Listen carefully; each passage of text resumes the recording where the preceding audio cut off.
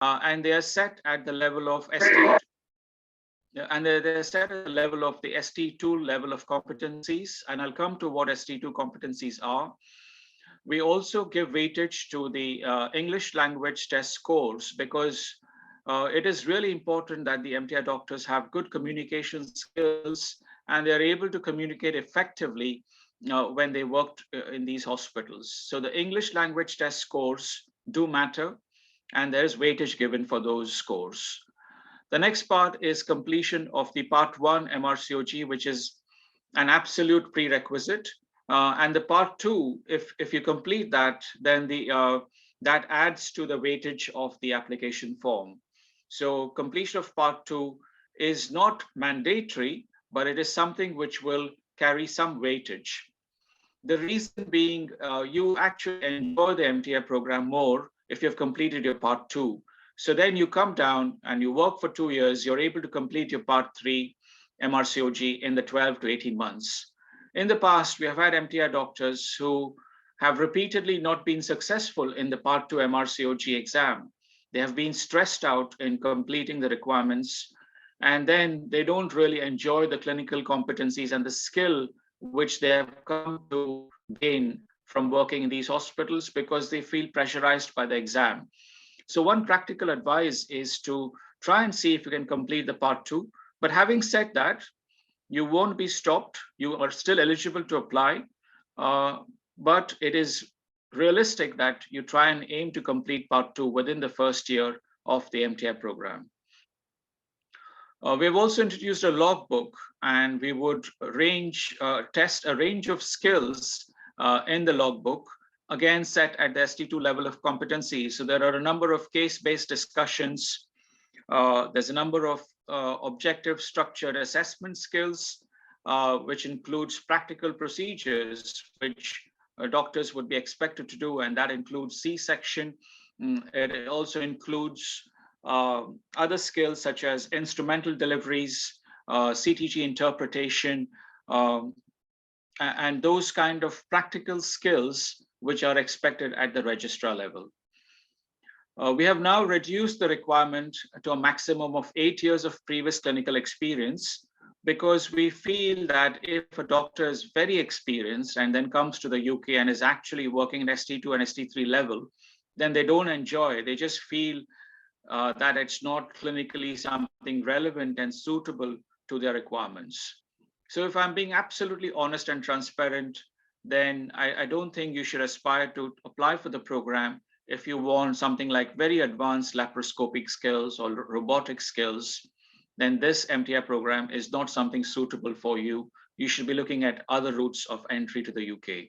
So this route of entry is those doctors who have got no more than 8 years of experience, those who want some registrar level experience in the UK, they will benefit by coming into this program. There's a rigorous process of shortlisting. So these application forms will be scored by a number of experienced NHS consultants. They will be also supported by MTI regional champions who themselves are consultants. And then we have a score, which is again combined with the scores of the local interviews by IRC chairs. So going forward, the IRC chairs will be supported by the MTI regional champions for conducting these interviews in individual countries. So we are really privileged because a number of countries apply, but hence the process is quite competitive. And to cite examples, we have applications coming from Malaysia, from Nepal, from India. We also have applications coming from Nigeria and the African part of the continent. We have applications as far as Trinidad and Tobago and West Indies. We then also have a large number of applications coming from Egypt and Saudi Arabia. And these are the countries where the doctors aspire to come. And that is why we would ask you to put in your best in your application forms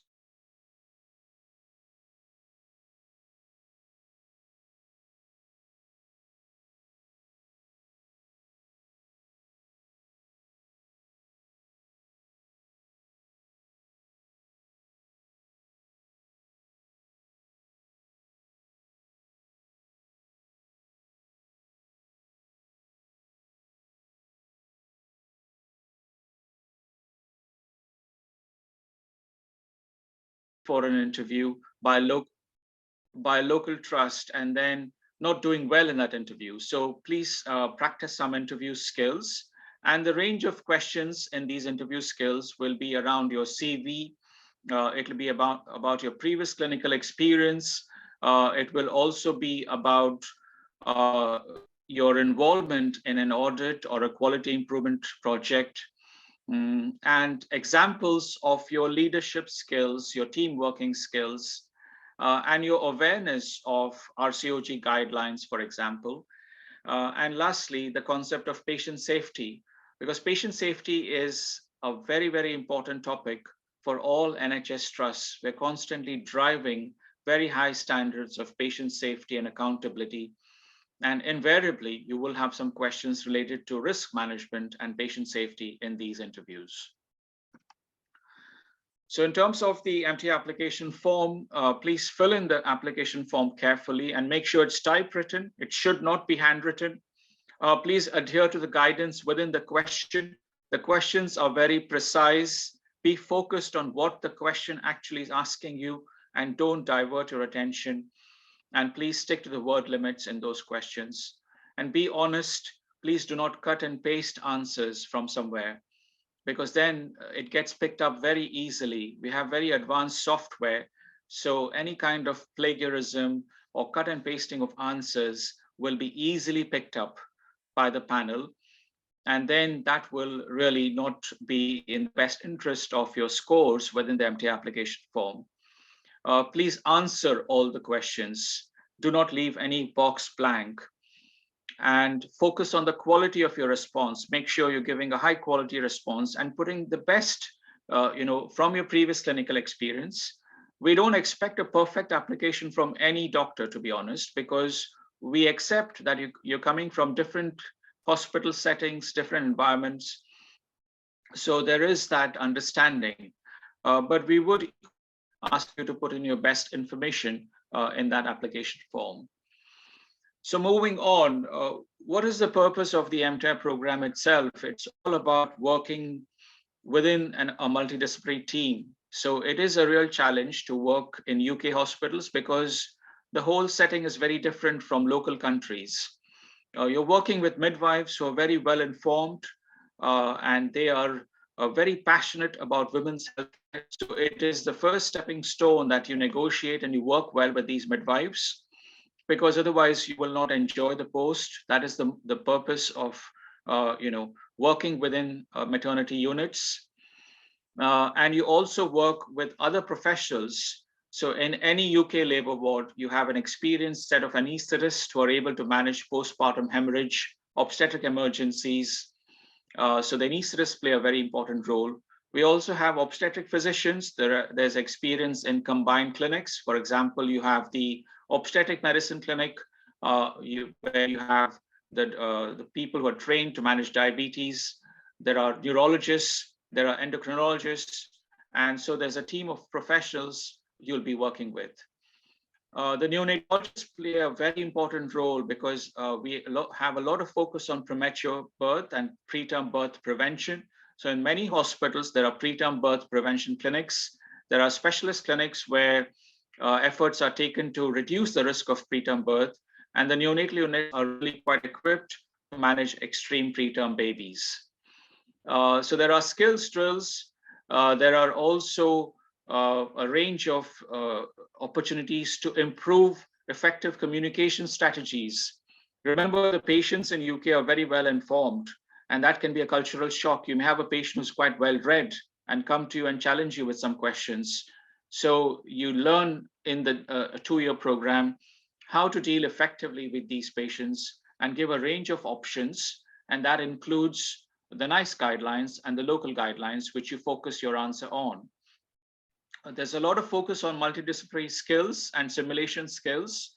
So regardless of our experience, we constantly have a drive for MDT-led care. So there are simulation skills drills on the labor ward. And in addition, there are mandatory simulation skills where there's a team of professionals like consultants, midwives, team leaders, and junior doctors working together in having these skills and managing a shoulder dystocia together. So that is the focus. So how do you deal within the team? And what is your role within that team? So there's a very strong emphasis on simulation skills drills, and you then become very precise in the way you communicate. And that's a very important skill for future practice. You learn the concept of a guideline-based practice. So often we come from countries where guidelines are not followed, and every physician or obstetrician may have their own little way of practice, which is absolutely fine for those specific hospital settings. So there is no criticism about the practice in other countries because every country has its own issues and problems. But when you come to the UK and you work in NHS hospital, there's a very strong focus on RCOG guideline-based practice and NICE guidelines. So if there's any deviation, then we become legally accountable. So that is why there's a very strong focus on these guidelines. And every unit will also have local guidelines. So it's a fantastic opportunity for knowing how these guidelines work and making sure that you apply those guidelines in your Part 2 and Part 3 MRCOG exams, because you will realize that the exams are quite heavily dependent on the evidence from these guidelines. And then there's the concept of shared decision making. So maternity has been constantly under the radar for healthcare and outcomes. And you will realize that obstetrics has the highest litigation in comparison to any other specialty in the UK. And you will have or may have heard about a number of ethical concepts such as Montgomery principles of shared decision making. So because of this, we have become more careful about the way we provide information. We gave a range of options, including the pros and cons of those options, and we allow the woman to make her own choice. So we are not dictatorial here, and the concept of shared decision making has taken a lot of focus on current way of practice. And to cite examples, how do we manage a lady with a big baby, for example, large for gestational age baby? Is she diabetic or not diabetic? And what is the range of options she has in those scenarios? Another example is a lady with fibroids or heavy menstrual bleeding. What is the range of options we can give her, and what is her preferred choice? So that's all about the concept of shared decision making, just to cite examples for all of you. So moving on, I think those of you who are successful for the MTI program, you're looking at the competency set at the ST2 and ST3 level of the matrix. Your main focus is completing the MRCOG. Once you have your MRCOG, you really feel a lot of pressure off your shoulders. You have a lot of success. You feel positive about your achievements. And indeed, it is a tough exam. There is no doubt that the MRCOG is one of the toughest exams you will face, because there's a lot of focus on current practice and what is the best evidence for that. In addition, you may be lucky to have some advanced training skills module. Now, every unit has got senior trainees who are in the training program in the UK, and they do the advanced specialist skills training modules, and that may be in obstetric medicine, it may be in labor ward management, it may be in fetal medicine or minimal access, benign abdominal surgery, and open laparoscopic surgery.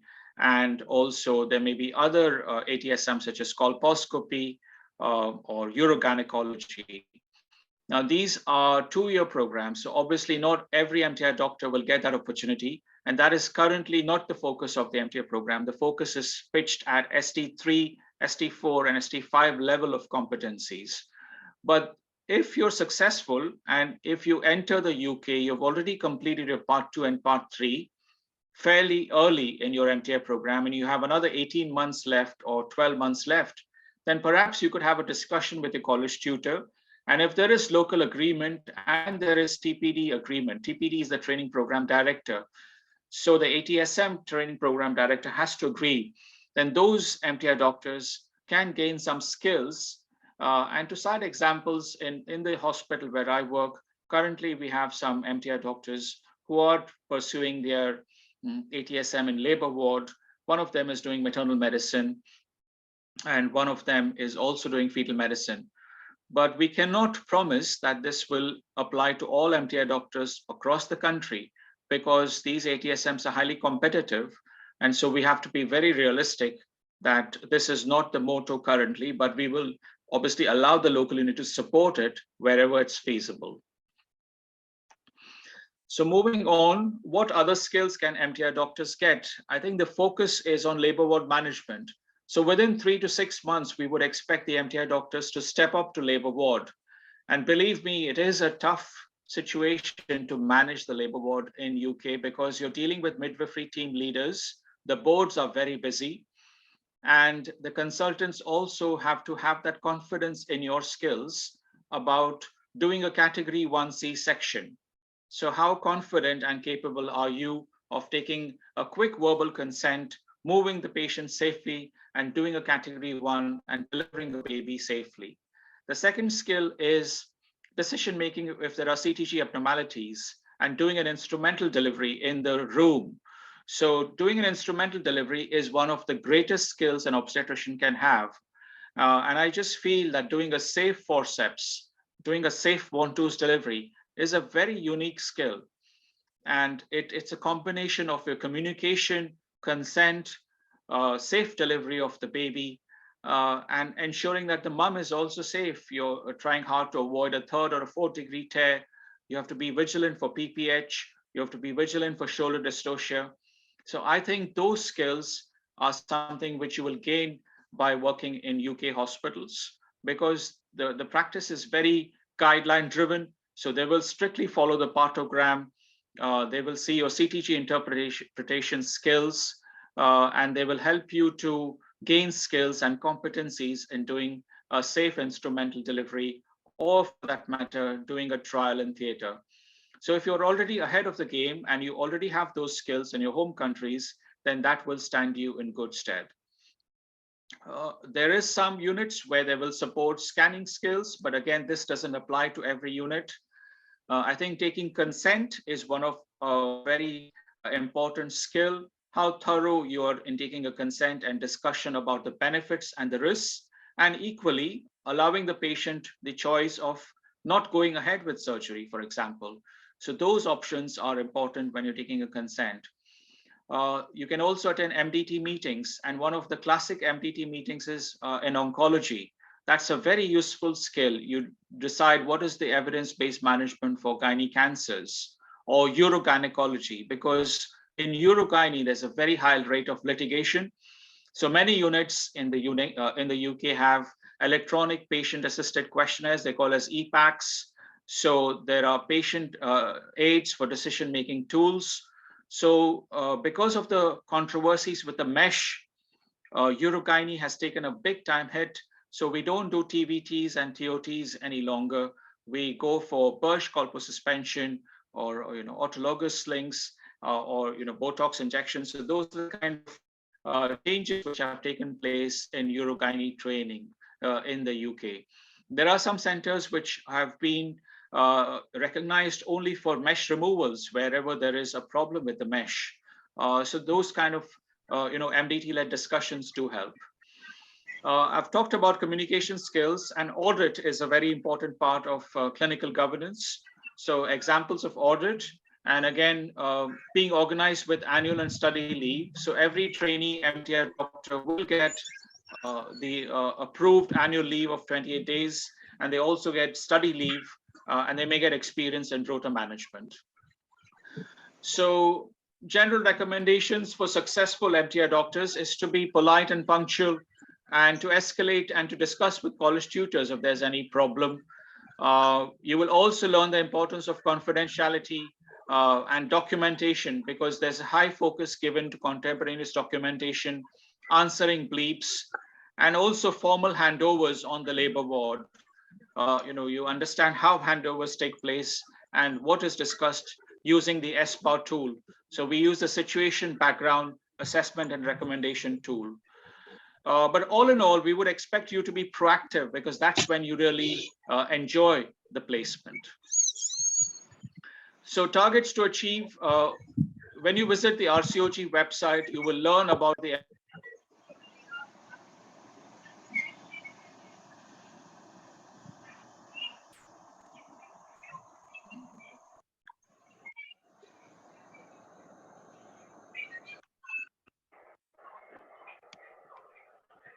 Sorry, can you hear me, Prof. Nazli? Yes, I can hear you. Okay, there's some echoing, so I just stopped. Okay, thank you. So we would like you to visit the RCOG website and have a look at the training matrix, because that will help you to understand what is required in the 2 years you're in the UK.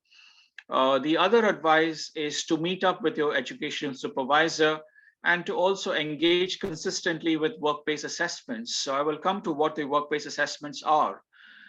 There's also a requirement to complete team observation forms, at least one set per year, ideally two per year. But during the pandemic, they have reduced the requirement to just one per year. So it gives you feedback from what the team members think about the MTI doctors.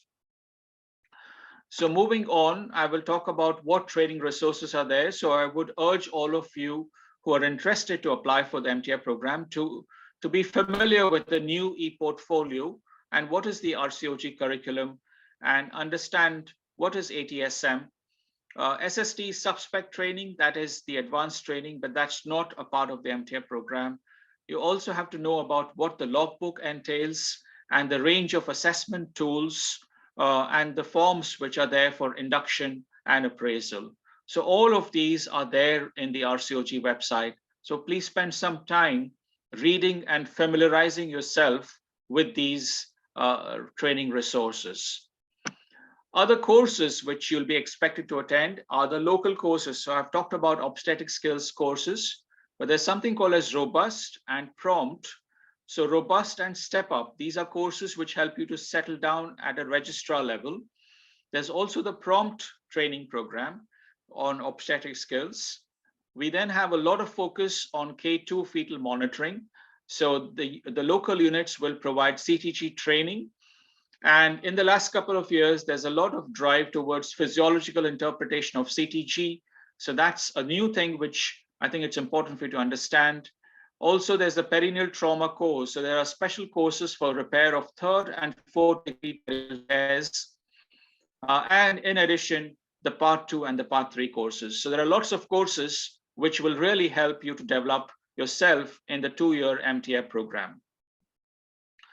So moving on, I've just got a couple of slides on the new matrix and what is the focus of the college currently. So the college is adapting to the modern NHS and there's a strong drive as to how doctors should work in the future. So there's a lot of focus on the knowledge and the attitude which these doctors have and the questioning approach to research and quality improvement. So there's a lot of drive given to research and quality improvement, working as a part of MDT and being good communicators. And how do you adapt to the NHS? Because NHS is also working under pressure. We have to constantly adapt to what the requirements of the NHS are. And that is why the GMC has got a strong drive on communication skills because they feel that that is where patients are not happy. If you go to the GMC website, a lot of complaints are related to communication skills of doctors, our attitude of doctors, the way they're treating patients. So therefore, a strong drive towards good communication and working as a part of MDT, that's a very big focus of the training program. Now I'll come to what is called as the Miller's Pyramid. So this is the hierarchy of training. So we have something called as professional identities or PIs. And within those PIs, we have a number of capabilities and practice, which are high-level statements, which define what a doctor should be. And within those SIPs, we have a number of key skills, which are descriptors for those SIPs. And all this is there in the RCOG e-portfolio. So when you visit the RCOG e-portfolio, which you will set up an account, you will gain access and you will understand what SIPs mean and what PIs mean.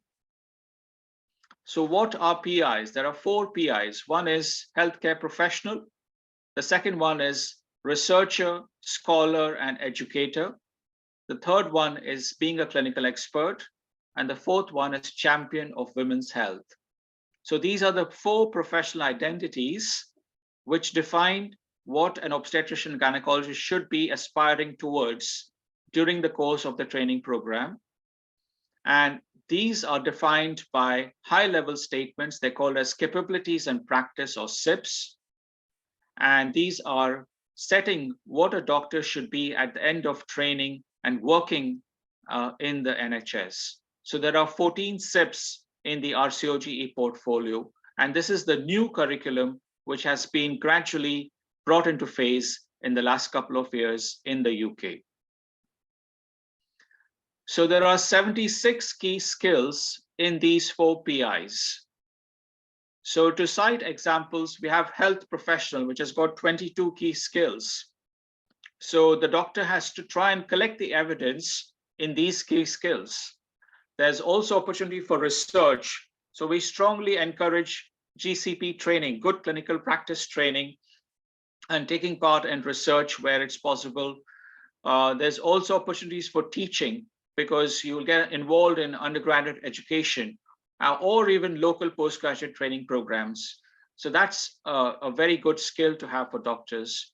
And then you have clinical expert, which involves all the surgical components of training. For example, doing a complex C-section or intermediate level C-section, managing shoulder dystocia, cord prolapse, or doing a diagnostic laparoscopy or laparoscopic management of ectopic. So those are the surgical drivers. So you have a number of examples in clinical expert. And lastly, there's also champion of women's health. So what's happening across the globe? What are the global pressures which we face? And what are the social and cultural determinants of health? So all that comes under champion of women's health. So this is how the new RCOG curriculum looks like. And the 2 years the doctor's MTI training program spent will be focused on these key skills. So reflections, I've just put a couple of slides because this is something which is not very common to practice abroad. But reflection is a written log or a verbal discussion. It forms on the basis of clinical or professional experience. So if you're involved in a difficult situation where there's a poor outcome, or equally, there's a very good outcome, you've managed a case of PPH and the patient has been safe, you've done really well as a team, then you write a written log. So that's called as a reflective log, and you put in your emotions into it. It's not a factual description of what happened. You can just put a brief factual statement of what the case was, but not patient identifiable details. It should be anonymized, and it's a log which gets uploaded to the e-portfolio. So MTI doctors are expected to develop their skills in reflective practice. And this is something even consultants in the UK have to develop their skills in. So this is something which is new and which you will gain experience in the 2-year program. So I'll now move on to the last couple of slides, and that is about assessment tools. It's all in the e-portfolio. So when you are working in the NHS hospitals and clinics, I'll just cite examples for all of you. For example, you have inserted a Mirena coil, or you have done a biopsy, endometrial biopsy. You can do a mini CEX, which is a mini clinical evaluation exercise. You're expected to take training in the cervical screening program. So you're expected to do cervical smears, but be aware of what the national standards are for cervical screening and colposcopy. Other examples are case-based discussion. For example, if you've seen a case of a complex epilepsy where the woman is on polypharmacy, she's taking multiple medications, and you have liaised with the neurologist to reduce teratogenic and stop teratogenic medications, and you optimize her care. So then you do a case-based discussion. So that involves what the local guideline is, what does the roll call it say, and what was your management of the case. So you're expected to keep a record of case-based discussions. We also have OSATs, which are objective structured assessment skills, and these are formative or summative, and these are undertaken for surgical procedures, for example, C-section, forceps, repair of 3rd and 4th degree tears, and hysterectomy, for example, or doing a diagnostic laparoscopy or laparoscopic salpingectomy for an ectopic pregnancy. So then you can do that. We also have NOTS assessments, which is about leadership and management on labor ward. So this is once you're settled in the MTI program at 12 to 18 months, you can start sending NOTS assessment about your leadership, delegation, prioritization, and all the other skills which you require to work on the labor ward. And we have team observation forms. So we send this to the team leaders and to consultants, and we collate that and we take feedback as to how the doctors are performing. So in the last year, we have started the annual review of competency. So this is at par with those on a training number. We assess the evidence in the 2-year program, and we give outcomes as satisfactory or there's scope for improvement. There's no pass or fail, but it's just a review of what the evidence is, so that really we make sure that the MTI doctors who are coming from abroad have some valued experience they're gaining, and that they feel that they have achieved something in the 2 years they are with us. So that is all about the annual review of competency. So these are examples of OSATs. And again, these have to be declared to the consultant who's there to support for that procedure. So a number of OSATs procedures are there. And again, fetal blood sampling has gone down in the UK. Many units have reduced doing fetal blood sampling because we are relying now on physiological interpretation of CTG. So the other aspects are quite self-explanatory. So stepping up on the labor ward, I think I've reiterated the importance of the challenges on labor ward, because we find that if the MTI doctor doesn't have a good rapport with the midwifery staff, then you really don't enjoy working on the labor ward. So it's those skills. And I think the biggest skill to be safe in is doing a Cat-1 C-section and doing a lift out in the room. So the midwives and the consultants should feel confident that this MTI doctor can be left alone in the room to do a safe lift out. So that is the kind of skill you require to step up and to work effectively on the labor ward. And this should happen within 3 to 6 months of coming to the UK. And that will maximize your training opportunity. Other examples, doing a second stage C-section and also interpreting CTGs, that's a very good skill to have. So with OSATs, you must be signed off by a number of consultants, not just one consultant. We realize that there is bias. So to reduce bias, we have OSATs done by a number of consultants just to make sure that the evidence is robust. Annual assessments, we have talked about it. So this is a new concept, and the educational supervisor will fill in what is called an ES report. So at the end of the first year and the second year, there will be 2 ES reports for these MTI doctors. So key aspects of training, obviously life in the UK is quite different. So there's a bit of a cultural shock. It takes 3 to 6 months to settle down in the UK and to understand a local language. Because if you work in Scotland, the accent can be a bit different. So it'll take you 3 to 6 months to understand the local language, the short forms, the mnemonics. And then you also coordinate with the rota team, because the rota coordinator will send a weekly and a rolling rota.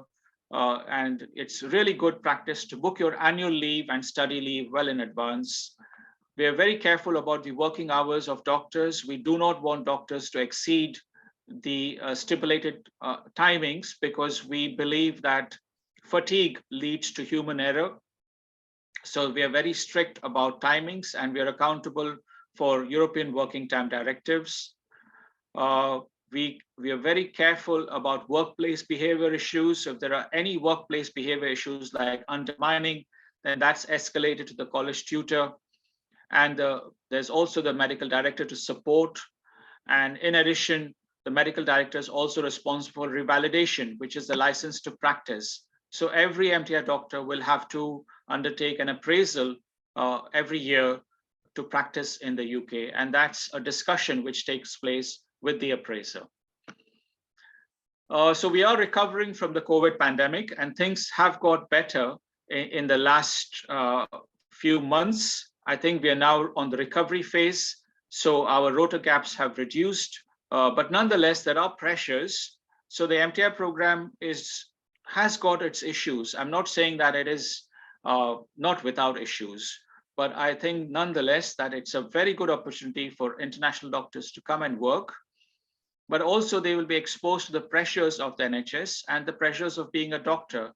You do miss your family when you come here. You have to be prepared for feeling a bit homesick, and also adjusting yourself to a new environment, and also working in a completely new setting. So it'll take you 3 to 6 months to settle down and really enjoy working in the UK. So I just want to say a big thank you, and I hope I've given some useful information, but I'm happy to take questions from Professor and from all of you. We are extremely grateful to Mr. Sanjay for his elaborate talk. I hope the audience will benefit from it. Now, if the audience have any queries, you can raise your hand and the team will be very happy to answer them.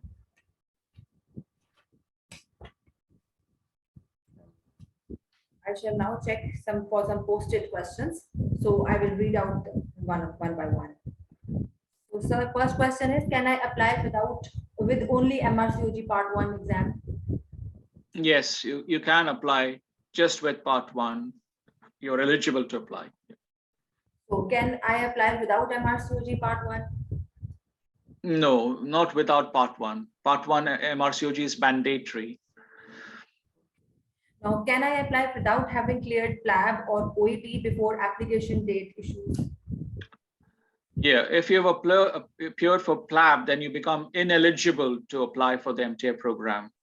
Okay, so you should not go to the PLAB route if you wish to apply for the MTI program. Clear. How many times can you apply for MTI if you don't get selected once? There is no limit. We do not have a set limit. So if your application has not been successful previously, feel free to reapply. Discuss with your local IRC chair as to how best you can submit your application, build your CV, get involved in quality improvement projects in your local trust, read the RCOG guidelines, and try and make sure that your CV gets suitable and competitive. Please remember you're applying for a global competition here, because your application will be scored against other applicants from other countries, for example, Egypt, Nigeria, Sri Lanka, and other countries in the East, like Malaysia, and also in the extreme West, like West Indies or Trinidad and Tobago. So really, you want to put in your best to make sure you have a very robust, strong application, and that you answer all the questions very carefully. Quite elaborated. Now, next question is there no weightage given to the local postgraduate degree like in Pakistan before we apply for MTI? Yeah. No, there is no weightage given for the local postgrad degree. Weightage is given to a master's program in research. Okay, so if there's a research degree like an MSc or a PhD, then that will carry some weightage. But the local postgraduate degrees like FCPS or MD will not carry weightage. Okay, thank you. Now the next question is it mandatory to have OET or IELTS before the application? Absolutely mandatory. You need to have got the scores, because that will carry weightage and that will add to the strength of your application form. So please complete your English language test in a timely manner. So next question is program announced every year? Going forwards, yes, it will be. There will be an application every year. Hopefully the pandemic will not recur. So yes, there will be an application every year. And this year the application forms will open up in October. How many people can apply and how many people are finally selected? Very good question, that is. So on an average, across the country, globe, we get around 400 to 500 application forms. Okay, and these are very approximate figures. These are pre-COVID figures. And on an average, we have around 120 MTI doctors who get shortlisted, and around 50 to 60 or a maximum of 70 doctors have made it so far. So this is a very average figure I'm giving. Again, the requirements can change. So it is highly competitive. Is there any use of doing this training if my local postgraduate degree is already completed? That's a very, very good question. I think the key question to ask yourself is, why do you want to come and work in the UK? And what do you want to gain from coming to the UK? You may have got all the surgical skills, which make you a very good consultant in your home country, and you're perfectly capable. So then why do you want to come to the UK? I think if you answer that question, you will be able to know why you want to apply. So coming to the UK will give you experience of working as to how NHS hospitals work. It'll give you experience about guidelines, RCOG guidelines and NICE guidelines. It will give you some specific areas of expertise, some exposure to that, like obstetric medicine, fetal medicine, urogynecology, and gynae cancers. Because in UK, we don't have general obstetrician gynecologists. Very few consultants like me do both general obstetrics and gynecology. There's a very strong drive towards specific specialties like minimal access or urogynecology, where there are specific areas of expertise. So to cite an example of the unit where I work, I'm just giving you a local example. The practice may vary. So currently in our unit, we have 27 consultants. And out of these, only 2 do both obstetrics and gynecology. The others are all split. So we have pure obstetricians who do not do any gynecology. And conversely, we have pure gynecologists who don't do obstetrics at all. And then we have gynae cancer surgeons who do only cancer. So that is why I think you asked a very good question as to what you want to gain. And if you're very experienced in your home country, you're doing advanced robotic surgery, then this program is something really not suitable, to apply for. This program is more suitable for a registrar who is working on the busy labor ward, gaining some obstetric skills, and also wanting some specific knowledge about some areas within ONG, which they can take back to their home country. So that is the purpose. Very well explained. Now I have some more questions. What about the logbook requirement? So the logbook has been introduced this year, and the logbook is a record of case-based discussions, some objective structured technical skills, OSATs for instrumental deliveries. And again, this has got to be checked by the head of department and the supervisor for the doctors who are applying for the MTI program. It's a record of the previous experience these doctors have gained, because we feel that if the doctors don't have the skills to step up to registrar level, they will feel frustrated. You really don't want to be coming to the UK and saying, we can't step you up to the registrar rota because you don't have those skills. So we do not want doctors to come here and get frustrated. We want them to enjoy the program. And that is why this logbook will give us some evidence to say, yes, the doctors have got the skills which is required to help them step up to the ST3 level of the rota. Because going to the registrar rota is challenging. And that is why the logbook is the piece of evidence we're looking for. Sure. So some more questions. How can I improve my selection chances? Again, it is a very high level of preparation. Answering your questions in the application form carefully, spend many hours on the application form. Don't take the application form lightly. If you can also write the answers on a Word document, make sure there are no grammatical errors, make sure there are no spelling errors, making sure you're giving a very high quality answer specific to the questions. The questions are very specific. If it asks you about a specific topic, please revolve around that topic, don't divert. And please adhere to the word limits. There are word limits for every question.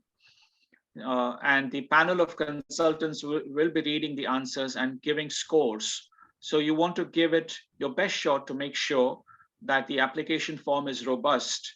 If you've presented a paper or a poster, that will be really helpful. You can write about it, international poster or some, poster in your home country or local presentation. All that will carry weightage. In addition, I think preparing for interview and interview skills is very important. So the more you practice with local consultants, with your IRC chairs, or experienced consultants in your home country, or those who have MRCOG in your home country, they will have exposure to NHS-based practice. So practice the type of questions which are asked so that you're very articulate and that you're giving a nice high-quality answer in these interviews. Because the last thing you want is the local hospital saying, sorry, this doctor hasn't interviewed well. That's quite disappointing. So I would urge you to gain some practice from experienced consultants in the UK, in your home country. A few questions are left.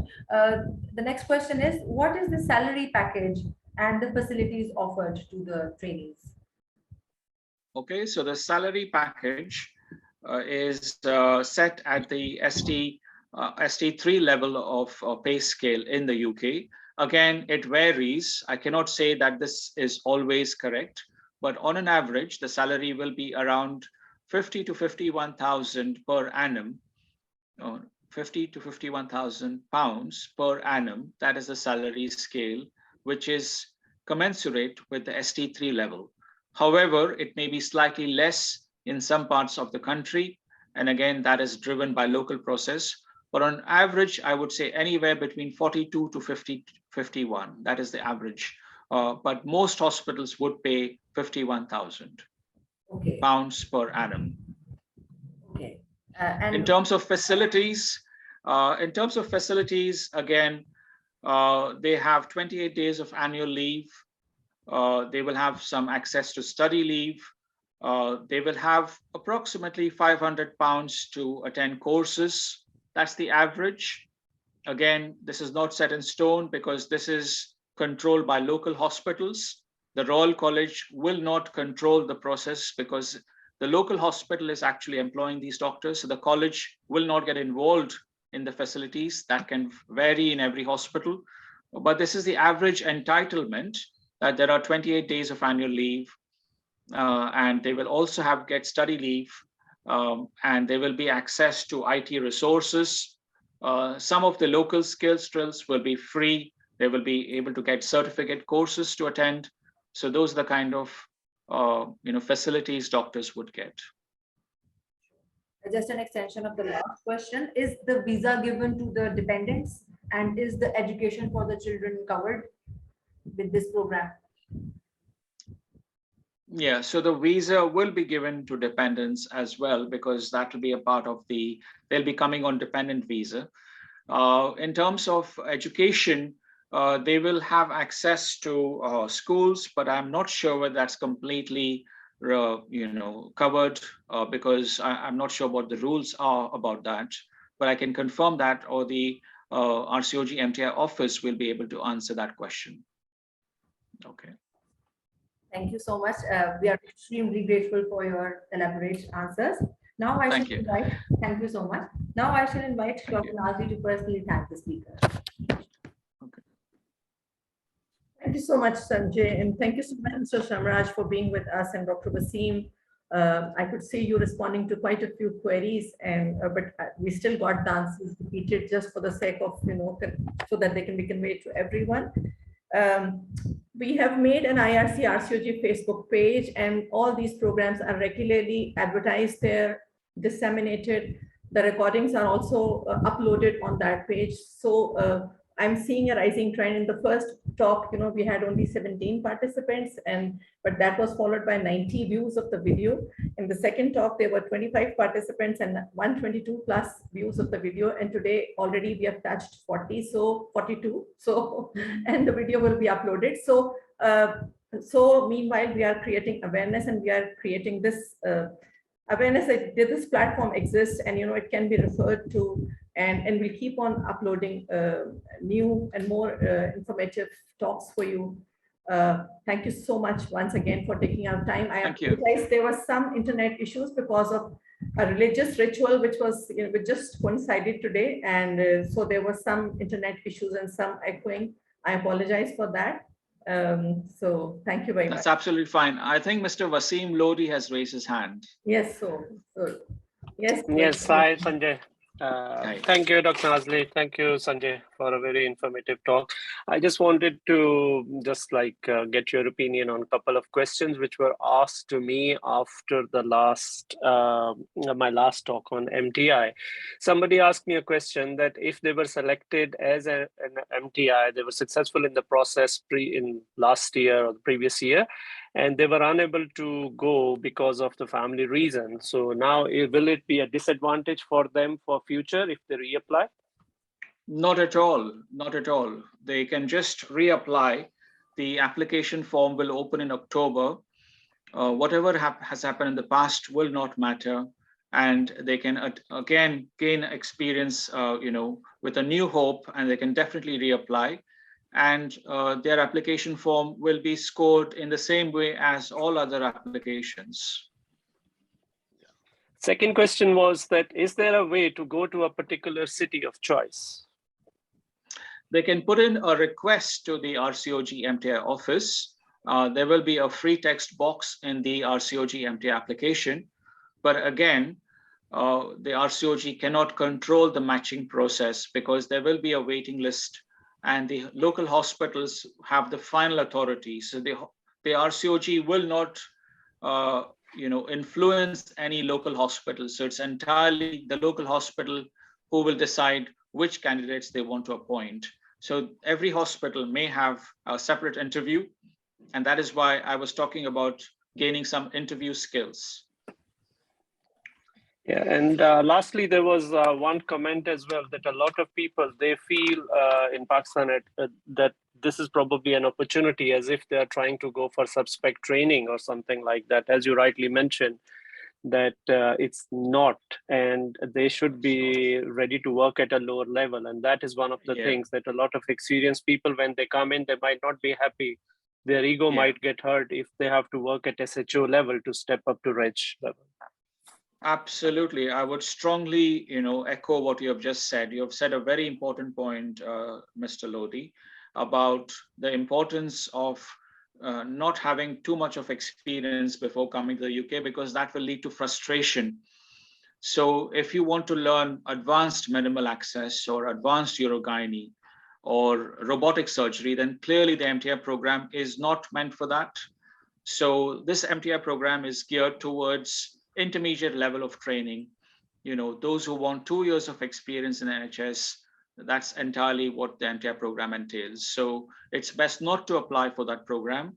The other routes of entry will be to consider a fellowship program, which local hospitals advertise. And if they wish to apply, then they can apply for those, but not the MTI program, because that will lead to frustration, as you have clearly said. Thank you. Thank you. I am very grateful to all of you for your time and contribution. As Dr. Nazli has already informed, that this program... sorry, there is another, Dr. Rizwana has raised a hand. Yes, thank you very much for a very, very comprehensive talk. I'm a professor of OBGYN, recently retired from a very large teaching hospital. I just wanted to ask you a few things, that if you have to do something after your post-graduation, like you said, specialized trainings. So, you have a fellowship program in UK? So, madam, the fellowship programs are there offered in some hospitals in the NHS, but not all hospitals. But yes, there are fellowship programs. And if the doctors want specific experience in urogynecology or gyne-oncology, then those fellowship adverts will go out, and they have to see something called as BMJ Careers. So there's a website called BMJ Careers or NHS Jobs. So the doctors will have to apply for those fellowship posts. And for that, they need to have completed a postgraduate degree like MRCOG to get GMC registration, because the routes of entry to the UK will be either PLAB, So they go through the PLAB route, or they have got an MRCOG, and that will make them eligible to get GMC registration in order to apply for the fellowship. Okay, but there's another route as well. For instance, a few universities have offered the graduates of College of Physicians and Surgeons who've done their fellowship, and even those who've done their intermediate module exam, they are exempted from PLAB, and they are going to, for instance, Leeds, for instance, Birmingham University, and even to Ireland. And they are going without PLAB. It's almost similar to this MTI program of MRCOG. And it's not necessary that you have an MRCOG degree for that. So if you are exempt from PLAB in that way, right, and they're going for 2 years, can they do fellowship over there? Because this is a question which is mostly asked because people are more interested in that after doing their full training over here, and if they can get a year or 2 fellowship training over there. Is there a route available? So the PLAB exemption routes are, again, something I won't be able to comment on, because in order to get a GMC registration, you do need some kind of credibility, because the GMC has to verify whether the doctor can get a GMC number. So in terms of the fellowship, the Royal College will not sponsor, fellowships just locally for every hospital. So the college doesn't do that. So for example, to cite an example for the MTI program, the Association of Royal Medical Colleges is the sponsoring body. They are supporting the MTI program. So you need somebody to sponsor these doctors to come to the UK. And that is the first thing. The second thing is you need a GMC registration. So if there is PLAB exemption, that may be happening in other specialties, but to my knowledge, I'm not aware of PLAB exemptions, for ONG doctors who are coming to do fellowships, in the UK. So that's something which I won't be able to comment on, but perhaps the PLAB website and the GMC website will be able to shed some information. Okay. And last question, you said that the pay was about 50 or 51,000, and this is exclusive of tax or inclusive of tax? Is there tax deduction on this? There will be tax deduction on it. Yes. All right. And can parents come as dependents? Yes, they can. Yeah, they can. Okay. They can come in.